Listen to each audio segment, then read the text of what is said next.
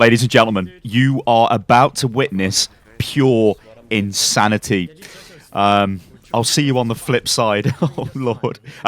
Little kind of disclaimer. There will be horrific language used. There will be aggressive language used. There will be aggressive tones used. This is something else. Against a Farah. Your whole point is me. What are you gonna do against a Farah, dude?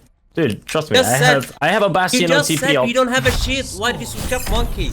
0 to 1. Why did you switch Monkey? Because they have Reaper and Farah. I just said that. So? I can't do shit against that. Truth is, he was constantly getting shut down by them, so I don't know. Mobility. You don't go to die him. every 2 seconds. Yeah, because you're gonna walk into him. I get it. You expect my Bastion to be shit. You have a rocket jump, because right? you don't know me. You have a rocket jump. You don't know how good I am with Bastion. Bastion. You just expect me to Dude, be shit. I know how good Bastions can be. You're a man slut, man. You're telling everyone what to do, so tell me what to do, man. Come on. Dude, do you really want me to prove it to you? You really do, don't you? But don't play Bastion. I don't want you to be playing Bastion. I don't care how good you are. Why not? Because you're gonna get counted. You have Zen and Farah with a pharmacy. Monkey behind us again. You don't know how to play Bastion. I know how to play Bastion, man. I know how to play Bastion just fine, dude. I have an OTP account at 3600. Yeah, okay. Whatever. It's no problem. I'm gonna leave this place, yeah. Monkey, come to us. Top 15 Bastion world. Damn, this is fucking bullshit. No one can switch. Ah, look at that Farah in Mercy, man. You see what I mean? He said play Monkey. She's discarded. She's dead. This is how you play Monkey. Look, see the Reapers coming for me? Ready?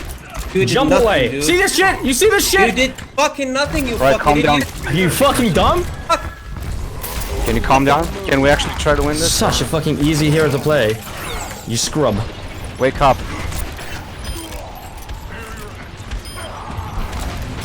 Oh, you killed everyone, man. What a surprise. Oh wow, nice. You got a fucking one-shot ability. I get it. Farah. I can't do shit against that. That's because you suck. Maybe you should learn how to play other heroes than just a Bastion. Dude, Monkey's not a good... Give me Monkey. Give me Monkey. I already told you. Give me Monkey. I'll show you how to play this fucking character. Easy. Come on, let's put it straight anyway. Where's our fucking damage, dude? That's our fucking main problem. Farah behind us, I think. Farah behind us. Reaper can die easy. Reaper can die easy. They invested one ulti for nothing. Where's left side? Still the Zen. Nice. Reaper on me. I'm diving for pack. This is how you play Monkey, dude. Look. Constant Alright, calm down. I hit her. I'm gonna mute you. You're a fucking TP retard. Soldier behind us, soldier behind us, soldier behind us on the right side. Monkey discard.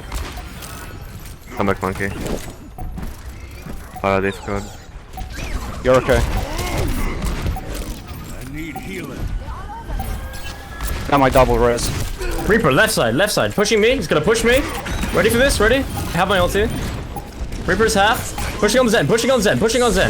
Ulting. Zen out. They invested Farah ulti. Soldier on me.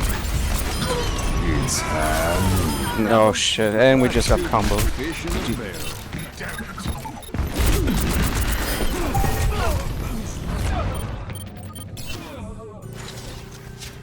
Easy loss because you can play a simple hero and switch off to a fucking retarded deck. GG. Wow. All right, ladies and gentlemen, I'm Stylosa and this is Unit Loss, but then of course you already knew that. Anyway, so what the hell was going on there? Well, it was actually quite an eye-opening game. Now, toxicity on that level obviously isn't in every single game, is it? Let's be real. But you do get kind of bits of it throughout the game. And why is this happening? Like, what is going on there? Well, the round I didn't show you before that, we were actually doing quite well on Lighthouse, but our Winston stopped playing Winston and went to playing Bastion because he was basically a Bastion one-trick player.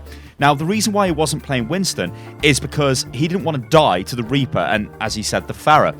The thing is, though, what he didn't realise is he was actually giving us space because we were winning. Like, we had the point 60-something% captured before they even took control of the point. But as soon as he died, he just swapped straight to Bastion. Now, what's going on there? Now, there's a couple of problems, right? So, firstly, the guy who was very vocal in the team chat knew this was a really bad swap. I knew it was a bad swap. Everybody knew this was a bad swap. The Bastion guy, though, wants to play Bastion. So it's like, where does the blame lie? Now, I've seen people recently say, oh, you know, toxicity is a problem with players. Players need to sort themselves out. We've even seen like developer updates where, you know, Jeff has sat there and said, look, guys, it's a community effort. And obviously my rebuttal to that is I've made videos that have literally accrued like 5 million plus views on trying to talk about toxicity and how not to be toxic and how to be like positive when you play Overwatch. Nothing has an impact. Something's got to change with the game. And what is the problem? What is the very underlying problem out of all of this? It's hero selection. That is the goddamn problem. This game, right, I'm fairly sure this game is on a downward trend in competitive because people don't want to waste their time going in and like having to deal with a guy like this because, you know, put yourselves in the shoes of the Bastion guy. He wants to play Bastion. That's fair enough, right? He wants to play Bastion. Bastion's not the best pick, right? Because nobody was playing tank at that point. So we could have actually done with a tank, right? Maybe I could have swapped to a tank. Maybe other people could have swapped to a tank, right? But that's besides the point. That guy wanted to play that hero, and he couldn't play that hero. This is like the underlying problem with Overwatch. People want to play what they want to play, but they can't because when they get into a game, it's just a pure gamble of, have we actually got a team comp that's going to work, or do we have players that can play in the crucial roles, so tanks and healers, and then fill with DPS. I mean, we always have DPS, right? But if you don't have those players, then it becomes very difficult, and this makes it a little bit more frustrating. Then you get somebody shouting at you because he wants you to play a different hero. You get more frustrated, and it kind of builds up over time into that like colossal explosion that we witnessed just now in that game. Our team could have easily have won. You know, I was playing pretty good on McCree. The rest of the team was playing pretty good. You see the Zen and the Mercy, you know, they were starting to like, you know, they were like, guys, can we just play the game? Like, what's going on? It got totally out of hand. So how can this be fixed? Well, role select has always been a thing where everybody bashes on about. And we know Blizzard won't do role select. And you guys know that I've gone over to death about, you know, the possibility of some type of guild system or something where we can at least form teams in the game before we go into the queue. Because the problem is when we're just going into the queue, like, let's just go into the queue and hope we get a good team, it's creating a flashpoint, and the game is creating that flashpoint. It's not the community, it's not the players, it's not the people. So anybody who thinks that, quite frankly, are off their rocker. It is the game. The game has to do things to prevent that. Like, I know I've said this in like literally the last 3 videos going on about League of Legends. I do not play League of Legends. I don't really like League of Legends. I played it about 4 years ago, 5 years ago. But I played it the other day and I noticed, even though I was horrifically goddamn bad, that I could still go mid. I could still play Ari or play Lux because they were basically the only heroes I could play. I know they're not even in the meta now, but whatever. I could play them. Nobody's attacking me in the team going, oh, you're so bad. Okay, once we start losing and the team are like, what the hell's going on, Stylosa? And I'm like, well, sorry guys, I'm trying my best sort of thing. But before all of that happens, there's no toxicity. There's none of this immediate, like, get off this hero, you play this hero, which is a major problem with Overwatch. And Overwatch needs to be a fun experience. And this is the crushing thing with Overwatch. It is a fun game. It's a really, really fun game. When you don't have people basically berating you, or you're being forced, and this is the key word, forced into doing something you don't want to do. A lot of supports are being forced to play Mercy if they don't want to play it. I know a lot of people like to play Mercy, so that's fine for those guys. People get forced into tank roles. I flex a lot, so what I'll be doing in a game is, if I look at the team and I think, okay, we don't have 2 supports or we don't have a tank, then at least I'll try and play that tank or that support. I mean, in the case of this game here, the guys were swapping between like Winston, and the guy who was getting very like animated and angry was screaming at him to give him the Winston. Then when he gives him the Winston, he starts screaming back at him, this is how you play him. And it's just crazy. It's like, how do you even work around that? You know, what? Anyway, ladies and gentlemen, we've got a post of Scott Mercer. Now, he's the principal designer of Overwatch, and somebody put a post on the forum and they said, console report system is broken, and this is my story. Now, the console report system is essentially the same as the PC report system, and Scott actually replies to what this guy said, and it's actually a really interesting post because we don't really know how the hell people get, like, what's a reportable offense, what's considered toxicity, and all of this stuff. Like, none of this information is really out there. Anyway, this is what Scott says. Hi there. When a player reports someone else for abusive chat, we do in fact check to make sure that the reported player used either voice or text chat. Right, so they can check, right, to say, have you used text, have you used voice chat when you've been reported? Looking at the logs of all reports, you've received quite a number of unique reports for abusive chat since you were last silenced. For all these reports, you were noted as having used chat. There are also quite a few games where you didn't use chat and you instead got reported in those for poor teamwork or griefing. Now, the key thing with that's saying there, they can tell you've used the chat, but they don't know what you're saying in the chat.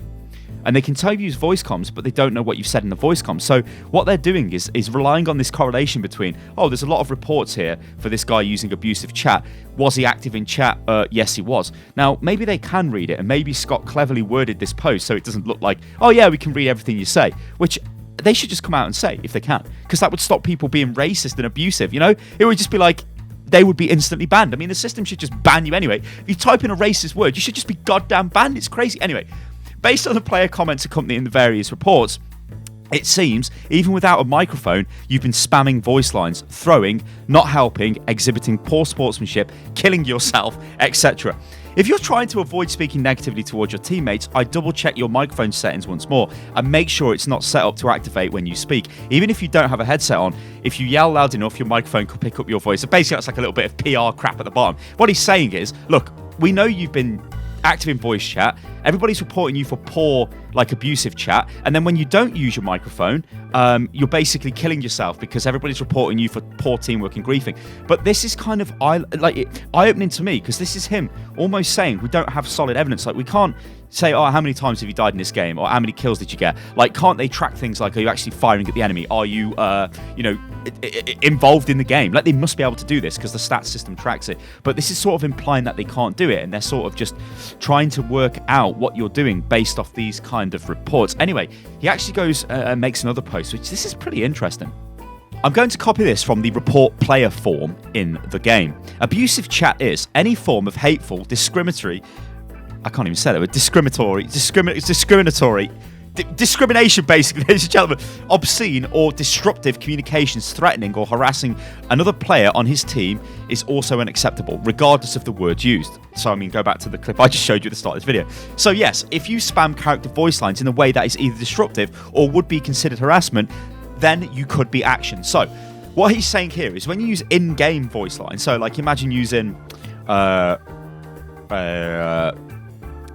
well, you could just use any voice line, right? But you're spamming it in somebody's face over and over again. I don't know, maybe you could take it to the extreme and go like, oh, this guy's constantly teabagging me and spamming voice emotes, so I'm going to report him. He's making my gaming experience bad. It's like, hang on, what? So it's an interesting post, but yes, you could kind of be banned for using in-game communication methods that are not like your voice or your text to try and troll or harass people, which is interesting. So anyway, guys, this has been a funky video because I didn't really know what to do with that game when I recorded it, because I was like, this is insane. Like, the level of just, well, madness off that guy was unbelievable. Like, who knows, maybe he had a bad day or whatever, but what was going on in that game happens a lot in Overwatch matches, but not to that extreme. But it will still happen to the point of people will just be like, oh, we don't have a proper team, I'm just going to throw, or I'm just going to do this, or I'm going to do that, or I'm not really going to try. But they do it in a way which is not really reportable. You can't report somebody for not trying.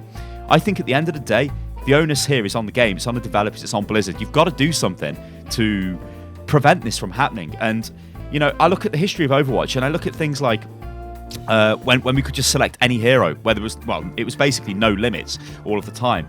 And they went back on that and said, no, this actually isn't working, so let's go back on it. Even after saying, hey, we're never going to do that. Overwatch is always going to be about playing whatever you want to play.